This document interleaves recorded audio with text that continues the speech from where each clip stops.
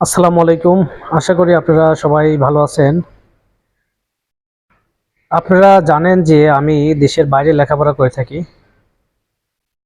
এজন্য আমি সাধারণত লেখাপড়া সংক্রান্ত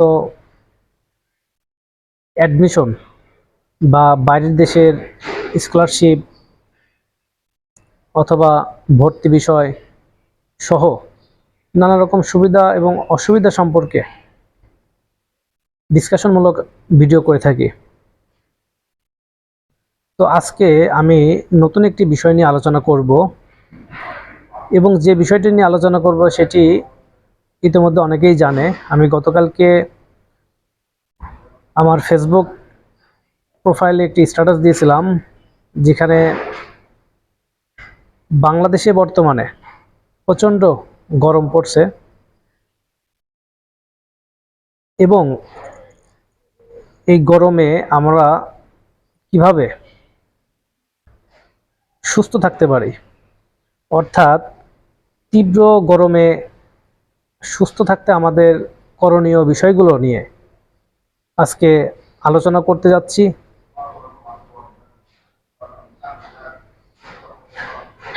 অর্থাৎ আমরা গরমে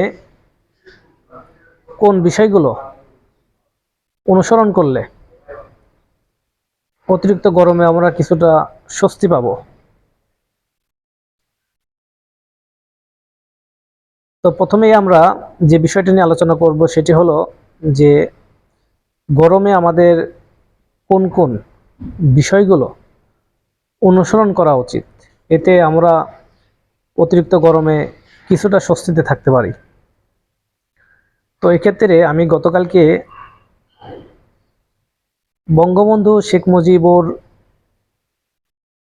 মেডিকেল বিশ্ববিদ্যালয়ের ইন্টারনাল মেডিসিন শাখার সহযোগী অধ্যাপক ডক্টর আবেদ হোসেন খানের একটি লেখা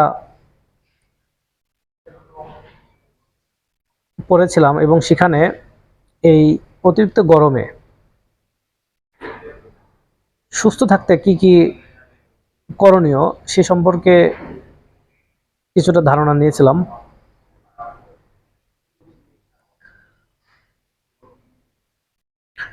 তো এখন বর্তমানে যেহেতু বাংলাদেশে প্রচণ্ড গরম পড়ছে, দেশের বিভিন্ন জেলায় 40 degree Celsius, 42 degree Celsius, 38 degree Celsius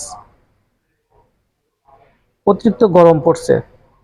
তো এই গরমে আমাদের বেশ কিছু বিষয় যদি আমরা অনুসরণ করে থাকি বা ফলো করে থাকি, তাহলে এই গরমের মধ্যেও কিছুটা স্বস্তি পাওয়া যেতে পারে।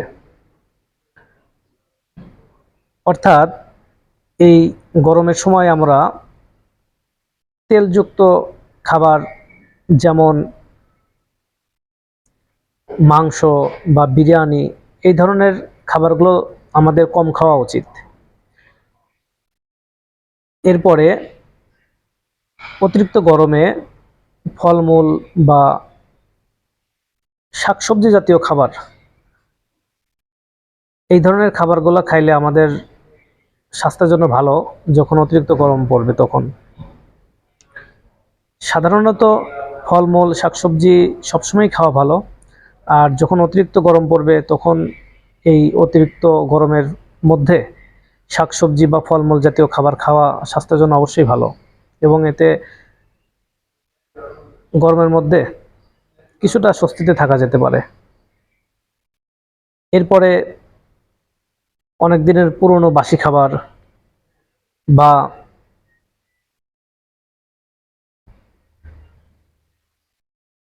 গরমে যে খাবারগুলো স্মেল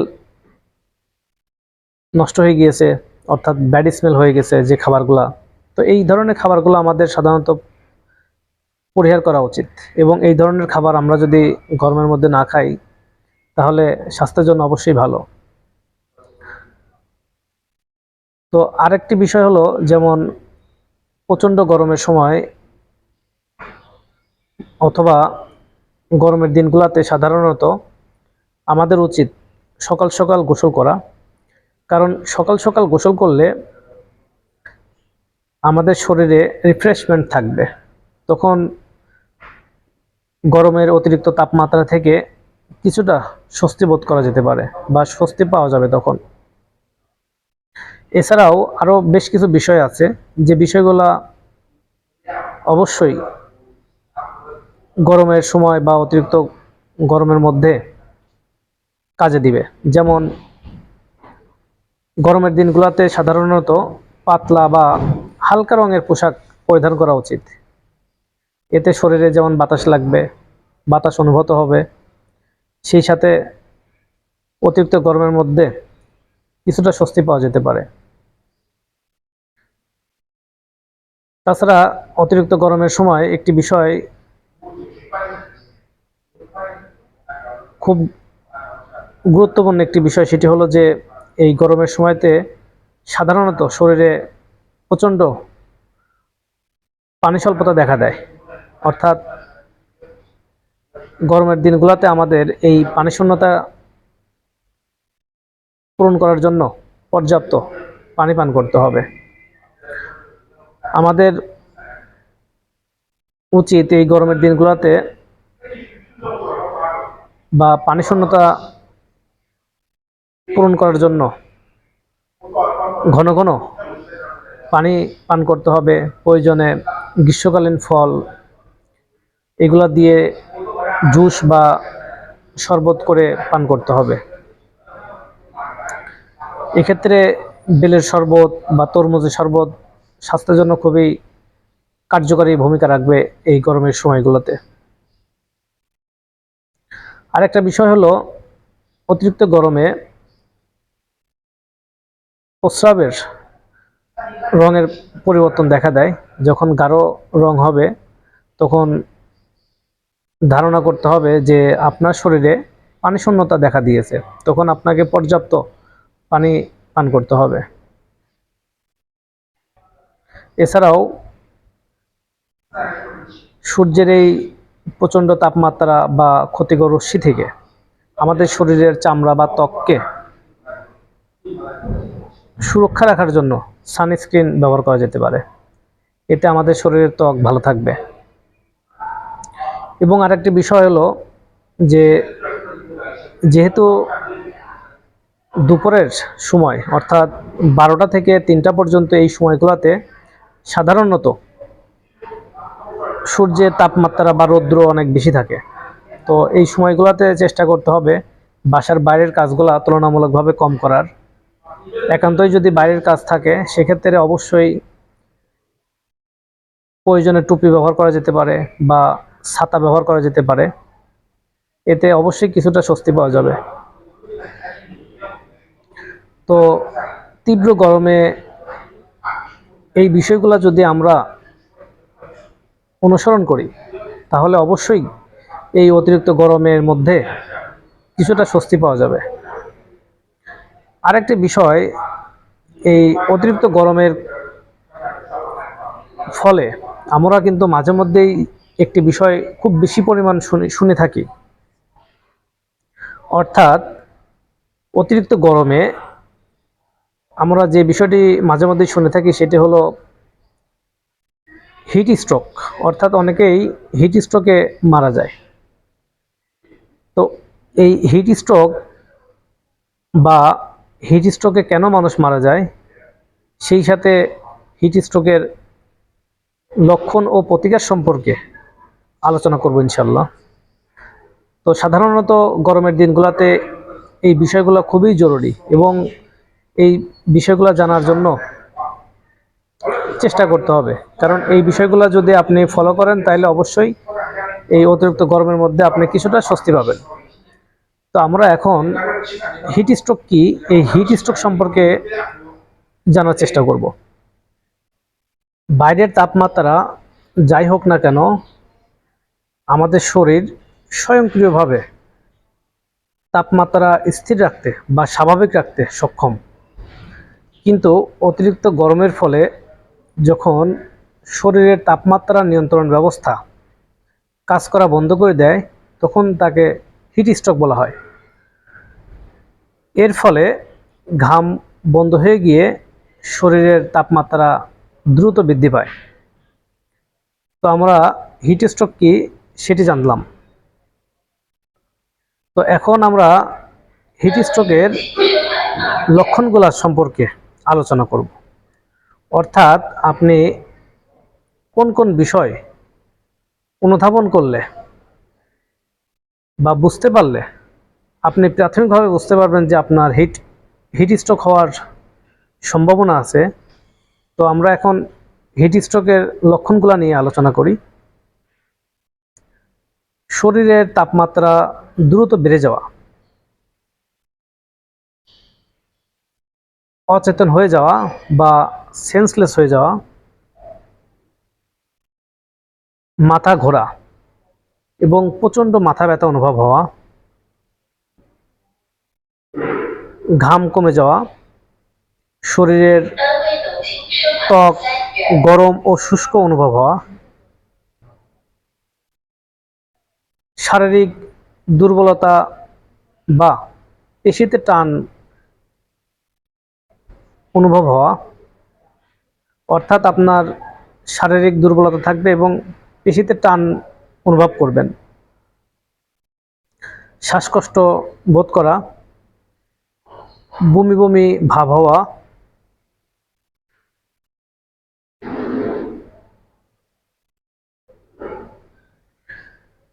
তো এই বিষয়গুলা সাধারণত যখন আপনি অনুধাবন করতে পারবেন তখন আপনি প্রাথমিকভাবে বুঝতে পারবেন যে আপনার হিট স্ট্রোক হওয়ার সম্ভাবনা থাকবে বা হিট স্ট্রোক হতে পারে। তো আমরা এখন এই হিট স্ট্রোক থেকে প্রতিকার বা হিট স্ট্রোক থেকে আমাদের প্রাথমিকভাবে পরিত্রাণ পাওয়ার যে লক্ষণগুলো থাকে বা যে দিক নির্দেশনা থাকে সেইগুলো সম্পর্কে আমরা একটু আলোচনা করব।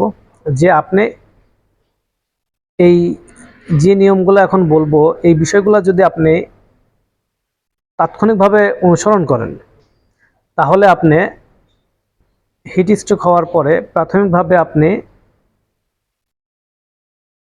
প্রতিকার পাবেন। কারোর হিট স্ট্রোক হলে যত দ্রুত সম্ভব চিকিৎসার ব্যবস্থা করতে হবে। তো এই সময়গুলোতে আমাদের যে কাজগুলো করণীয় সেটি হলো হিট স্ট্রোকে আক্রান্ত ব্যক্তিকে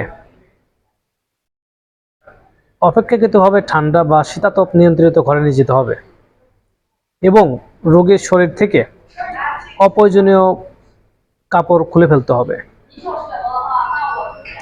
এরপরে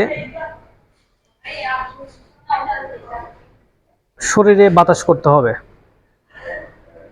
এবং কাপড় ঠান্ডা পানিতে ভিজিয়ে গা মুছে ফেলতে হবে। এছাড়া শরীরের তাপমাত্রা কমানোর জন্য প্রয়োজনে বগল, ঘাড়, পিঠ বা কুচকিতে আইস প্যাক ব্যবহার করা যেতে পারে। অর্থাৎ হিট স্ট্রোকে আক্রান্ত ব্যক্তি যখন অচেতন হয়ে যাবে তখন যত দ্রুত সম্ভব চিকিৎসার ব্যবস্থা করতে হবে এবং প্রাথমিকভাবে যে বিষয়গুলো বললাম এই বিষয়গুলো অনুসরণ করলে তাৎক্ষণিকভাবে কিছুটা প্রতিকার পাওয়া যেতে পারে। তো আজকের এই ভিডিওতে যে বিষয়গুলো নিয়ে আলোচনা করলাম সেটি হলো তীব্র গরমে সুস্থ থাকতে করণীয় বা অতিরিক্ত গরম থেকে বাঁচার উপায়। যেহেতু এখন বাংলাদেশে প্রচণ্ড গরম পড়তেছে, প্রত্যেক জেলায় প্রচণ্ড গরমের ফলে ফলমূল বা ফসলাদি অনেক নষ্ট হচ্ছে। বিশেষ করে যারা গরিব দুঃখী মানুষ এদের কষ্টটা সাধারণত আরো বেশি হয়। আর গ্রামীণ পরিবেশে যারা থাকে শহরাঞ্চলের চেয়ে অপেক্ষাকৃতভাবে তারা যথেষ্ট বা কিছুটা স্বস্তিতে থাকতে পারে, কারণ গ্রামীণ পরিবেশে অনেক স্পেস থাকে, সবুজ গাছগাছালি থাকে, মনোরম বাতাস পাওয়া যায়, তুলনামূলকভাবে যথেষ্ট ভালো থাকা যায়। তবে যারা শহরাঞ্চলে রয়েছে, কাজের জন্য যারা বাইরে রয়েছে, তাদেরকে অবশ্যই চেষ্টা করতে হবে এই অতিরিক্ত গরমে যে বিষয়গুলো নিয়ে আলাপ আলোচনা করলাম, তো এই বিষয়গুলো কিছুটা হলেও অনুসরণ করলে আপনাকে এই অতিরিক্ত গরম থেকে সুস্থ বা ভালো থাকতে পারবেন। তো যাই হোক, ভিডিওটি আর বেশি দীর্ঘায়িত করব না। আপনারা সবাই ভালো থাকুন, সুস্থ থাকুন, আর এই অতিরিক্ত গরমে চেষ্টা করুন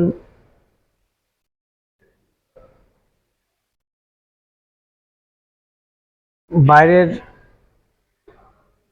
অতিরিক্ত গরমের মধ্যে যে কাজগুলো করা হয় তুলনামূলকভাবে সেই কাজগুলো থেকে একটু বিরত থাকতে, যেহেতু বৃষ্টি বাদলে একদমই হচ্ছে না দেশে, তো সেক্ষেত্রে চেষ্টা করবেন খুব সকালে কাজগুলো শেষ করতে বা পরন্ত বিকেলের সময়গুলোতে এই কাজগুলো করতে। দুপুরের মাঝের যে সময়টা থাকে এই সময়গুলোতে তুলনামূলকভাবে কাজ করার কমায় দিতে হবে বা কাজ থেকে কিছুটা হলেও বিরতিতে থাকতে হবে। তো যাই হোক, সবকিছু মিলে ভিডিওটি প্রায় দীর্ঘ হয়ে যাচ্ছে। ভালো থাকুন, সুস্থ থাকুন, শুভেচ্ছা নিরন্তর। আসসালামু আলাইকুম।